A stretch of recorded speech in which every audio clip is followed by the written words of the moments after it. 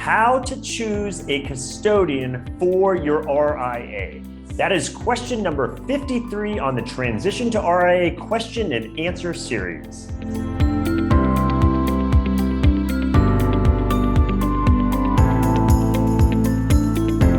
Hi, I'm Brad Wales with Transition to RIA, where I help you understand everything there is to know about why and how to transition to the RIA model.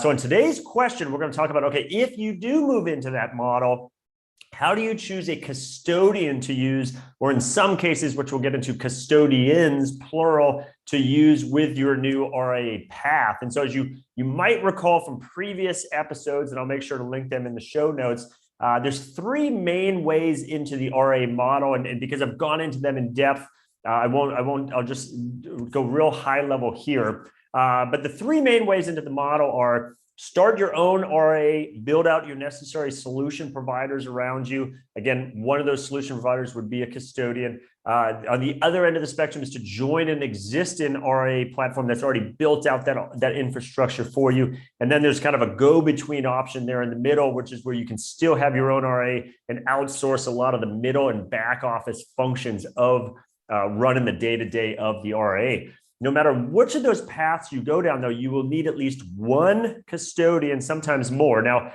I guess I should say that there are some very kind of narrow circumstances where you wouldn't need a custodian, and that is solely for a practice that is, as they say, provides fee for service only. So that might be where your value proposition is to provide, solely advice. Maybe it's financial planning advice, and you do so on an hourly basis or maybe a monthly subscription basis, but where you don't actually take control of the assets to manage yourself. You rely on the investor, the client, to do that elsewhere. And so in that case, you would not need a custodian. But in most of the traditional models where part of your value proposition is to manage the money, you will need at least one custodian, possibly more than one custodian. Again, and no matter which of those paths you go down, starting your own, join an existing firm, or using a middle office provider, you will need a custodian regardless.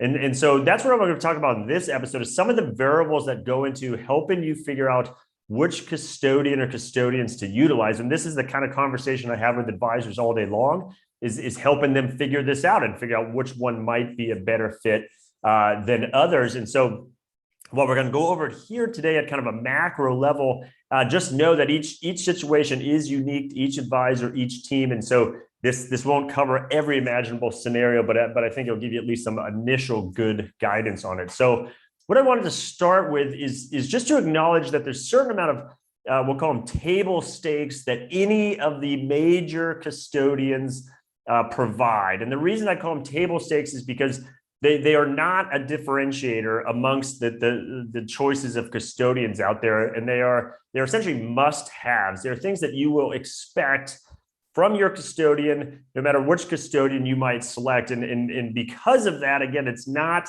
a differentiator for them. It's not how they position their value proposition necessarily. And I will separately get into what those differentiators are when they do occur.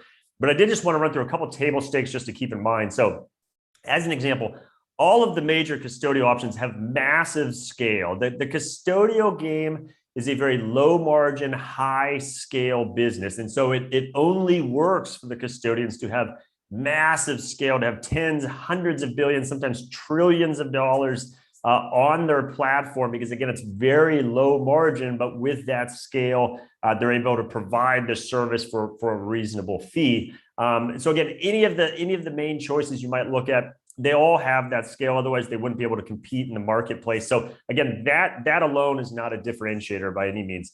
They're also well capitalized, and the reason I point this out is one of the main reasons you want to have a custodian, besides you need them to provide the services to, as they say, custody and clear the client's assets, is you want your client, your investor clients, to feel comfortable about where their assets are being held. And so you certainly don't want some company that is possibly on the verge of being illiquid and going under, and what consequences will that have for clients and trying to retrieve their assets. And so any of the major options out there are very well capitalized Again, that is in part why you are leaning on them to provide the role of custody and clearing for your clients' assets, is because of the soundness of their business. And so again, not a differentiator. That is table stakes just to show up at the game. The next table stakes, investment product availability. So what I mean by that is all the major custodians are going to offer, pretty much every equity or access to every equity that you could trade out there, ETF, mutual fund, those sorts of fixed income options, those sorts of things.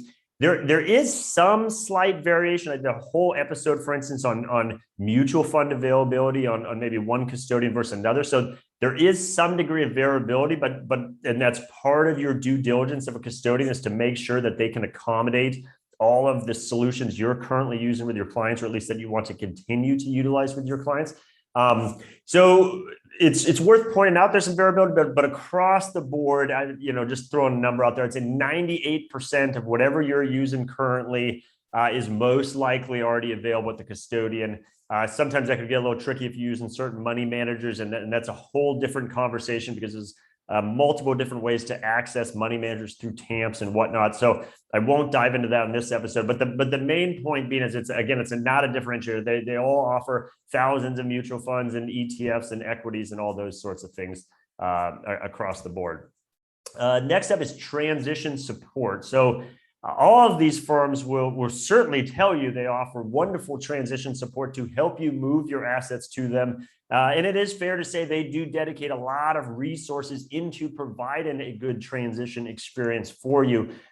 There is you could argue some firms are maybe more robust in some areas than others, and that is something maybe to take into consideration, but they absolutely all provide a degree of transition support. And when I say, I should have prefaced this, transition support, not meaning, hey, here's money, here's an upfront check or anything like that. This is the resources, the personnel, the time they will commit, oftentimes coming out on site to help you in those first couple of weeks of moving your client assets over. Clearly, that's an important part of the process. You want good resources, again, with some degree of variability, not much.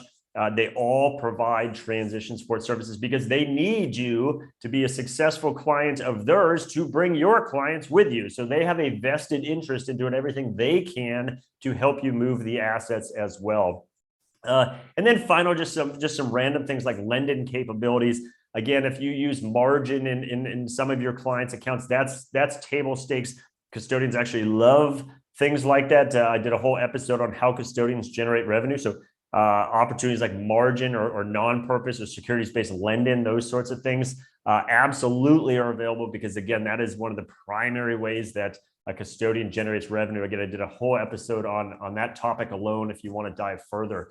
So the main idea there is just keep in mind certain table stakes. You can expect them no matter which of the firms you look at. There's going to be certain table stakes there. You expect them to be there. They need to be there, but they're not going to be a massive differentiator between one firm to the next. So the question is, what are some of those differentiators? So I want to go through that now. So and this is in no particular order.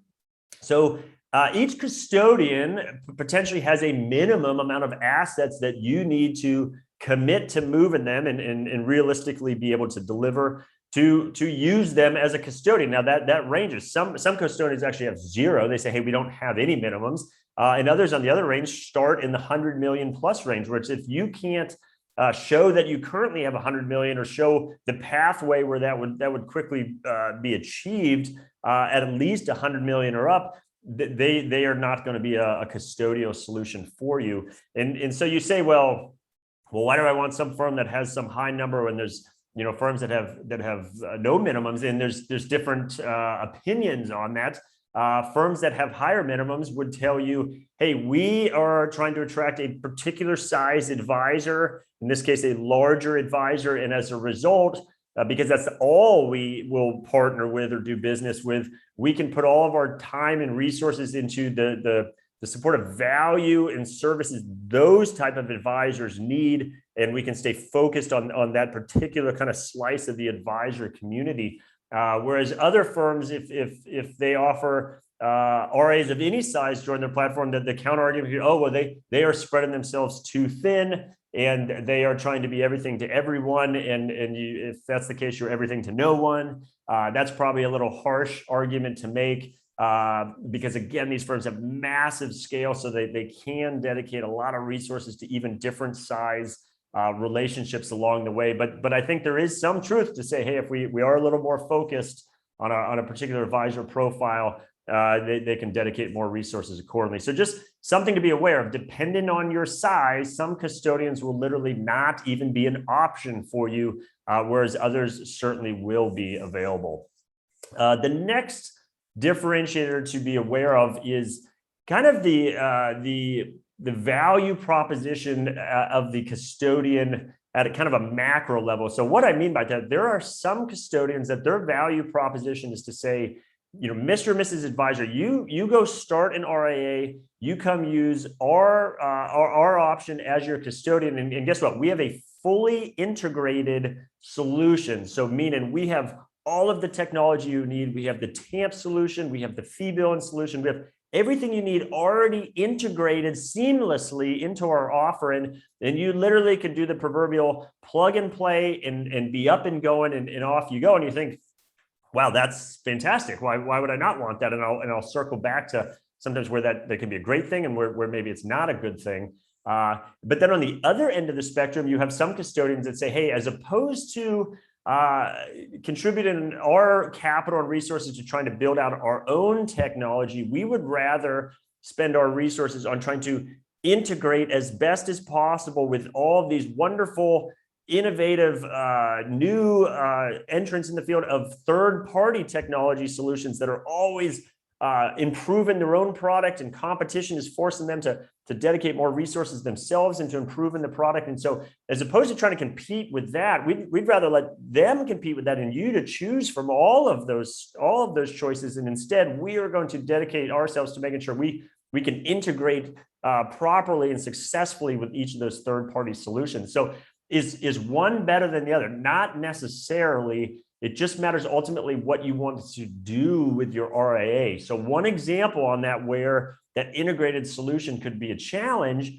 is if at some point in the future you desire or need to be multi-custodial with your RIA. Again, I did a whole episode on the differences between being, as they say, single custodian, only using one, or multi-custodian using multiple custodians.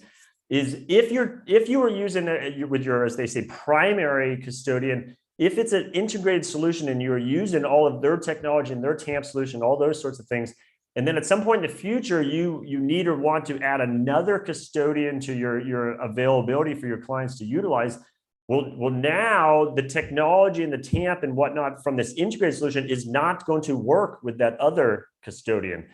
You will now need to use a separate, as they say, tech stack or separate TAMP solution for when you open accounts at that custodian. And so there's a school of thought that says if there's a chance you're going to be multi-custodial, either currently or at some point in the future, that you want to kind of separate the technology, separate the TAMP, separate those sorts of things from the custodian, so that you can work with multiple custodians as long as those tools and those resources can speak to the custodians. Again, that's part of your due diligence. Part of what I help folks with is building all this out. That the idea is, hey, if we have this kind of independent third-party tech stack TAMP solution, then we can add custodians, and it's not going to cause us to have to do one set of processes for these clients because they're this custodian, and a separate set of processes for these clients over here. So it's a different approach. To the degree you feel you will only ever need to be single custodian, there are some wonderful integrated solutions that might be a great fit for you. To the degree you think you might at some point be multi-custodial, you need to be considering whether an integrated or more third-party approach to some of these solutions is a better path for you. Next topic is a custodian's ability to accommodate a hybrid solution. So I've done a couple episodes on this, how you absolutely have the option of going down the RA model route and either starting your own RA or being under another RA, and still accommodating your commission business. And so the way that is generally done is to utilize, as they say, an RIA-friendly broker-dealer that accommodates your commission business. Again, I've done a whole episode on that, a deeper dive, so take a look at that. But important to know is, depending on which of those RIA-friendly broker-dealer solutions you use, Some are more efficient to use with certain custodians than others. So it depends on where you want to put your advisory assets will in part steer which kind of RIA-friendly broker-dealer you want to utilize, or potentially vice versa. You might find an RIA-friendly broker-dealer that's a very good fit for you, and because of where they themselves are custodying assets or who they are integrated with, that will help guide your custodian selection as well. Again, I'm not pointing any of this out to complicate the process or for make this sound intimidating, because this is something I help advisors with daily, is thinking through these variables. But just know, to the degree you are going to need or want some sort of commission solution for your practice, that will be relevant in your custodian selection decision. Next up is pricing. So obviously this is an important topic. As part of your due diligence on any custodian, you want to know, hey, what does that pricing look like? Will I be charged transaction-based fees for my clients? Will I be charged, or my clients, a custodial fee, sometimes called asset-based pricing, or will there be other fees involved? And over the last couple of years, there's been a big movement in this thought that, oh, there's no transaction charges. And the reality is, in some instances, with some custodians, there is no transaction charges on certain kinds of trades. So that might be equities or ETFs, and in many instances, but not all, mutual funds. I did a whole episode on, as they call, no transaction fee mutual funds, that explains that. So the point is, when you hear, oh, there's no transaction fees, know that, one, depend on the custodian use, that might be the case, but even then, it's not across the board with every necessarily investment product you might look to use. And so you do want to, as you compare custodial options, is look at, okay, what is the pricing that one can provide for me and another can provide for me? And there's no just rack rates across the board. Each custodian will look at what you are able to bring to them from an asset perspective, from the kind of clients you're going to bring to them. Maybe you're going to use lend-in solutions, those sorts of things. And they will provide you pricing for, hey, if you would like to do business with us and you can commit this amount of assets, here's the pricing we will provide for you. So that is important to go into custodial selection. And I would just tell you, don't default or assume that the custodian that has the lowest quote unquote pricing is necessarily the best solution for you, and more importantly, your clients. I would tell you, oftentimes a custodian that is cheapest for the RIA is not necessarily cheapest or arguably best for your clients. And so what I mean by that is, one of the ways that custodians have enabled some of these transaction pricing to go down to zero is by limiting, for instance, your options on where free cash in the accounts sweeps to. And so right now, with interest rates so low, it's not really a big issue, but under a more normal interest rate environment, that could have a meaningful difference for your clients. And so you have to ask, okay, hey, if there was a trade-off that, hey, oh, maybe I actually do pay some nominal transaction fees, but as a result, my client's cash will maybe sweep to a more favorable sweep option, and the amount of additional revenue or interest they will generate will exceed the transaction charges. That variable might be necessary for you to weigh into your decision. So again, just keep in mind, what is the pricing for the RIA? And then what does that look like for your client? And you'll want to take both of those into consideration as you consider custodians. Next, technology. I already kind of covered this mostly with that whole idea of an integrated solution versus using third-party solutions, but just be aware, again, kind of three flavors of this. Some custodians present what they feel is everything you need from a technology stack perspective. They say, hey, again, plug and play. This is everything most RAs out there would need, and we provide it all in. On the other end of the spectrum, again, some custodians say, hey, we don't attempt to build out our own technology because we'd rather rely on these wonderful folks out in the marketplace creating all kinds of solutions. And so instead we focus on integrating with those solutions. And then you have kind of a middle ground where they lean heavily on those third-party integrations, but also maybe provide some resources, some technology that is optional for you to use, but not required that you use it. So again, different flavors on technology as well. And then the last point is, is your custodian arguably as they say, a B2C, business to consumer, or a B2B, business to business custodian? And by what I mean by that, and the term often used in our industry is is retail channel conflict. And so what that means is there's certainly some custodians out there that provide wonderful custodial services for RIAs, but alongside that, they also cater directly to clients in the marketplace. And they are out there advertising to clients in the marketplace and saying, hey, come open an account directly with us. And we provide all these services. Now, increasingly, even advisory services that are offered. And so effectively, you're competing against your custodian for clients in the marketplace. And then there are other custodians that are solely a B2B, business to business play that do not at all open accounts directly with individual retail clients. They say, hey, we only cater to the institutions, the RIAs, the banks, the trust companies, those sorts of things. We are a B2B play. We do not arguably compete with our clients. The custodians' clients think of the RIA as their clients.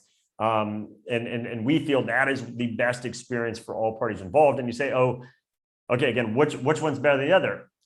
Like anything, there's pros and cons to each. The firms that also have that retail channel would rightfully point out that, hey, Mr. and Mrs. Advisor, because of all of those hundreds of billions of assets of retail clients that work directly with us, yes, they wouldn't outright say it, but essentially, yes, that's competition. We're in competition with you. But because of all those additional assets, we now have more scale, more resources to reinvest back into the platform, which then you in turn benefit from. And if we didn't have all of that over here, this retail channel conflict, we wouldn't have as much resources for you to now be able to benefit from. And likewise, the B2B folks would say, hey, this is a scale game. We're already huge. We already have trillions of dollars. Yeah, every incremental dollar in assets would be nice, but it's not due to lack of capital of what we can do with our platform. And we'd rather build it out as best we can and not be in competition with our clients. Again, pros and cons to everything is not to say one's better versus the other. I've had plenty of conversations with some advisors say, you know what? I'm not worried about that at all. I don't even care. My clients aren't going to care. And then you have other advisors that are very sensitive to it and feel, no, I don't want my custodian in conflict with me, or I do think that's going to be an issue with my clients. And that's fine. That's why it's a wonderful thing that you have all of these choices out there in the marketplace. But just to point out, it is yet another variable to be aware of and to consider.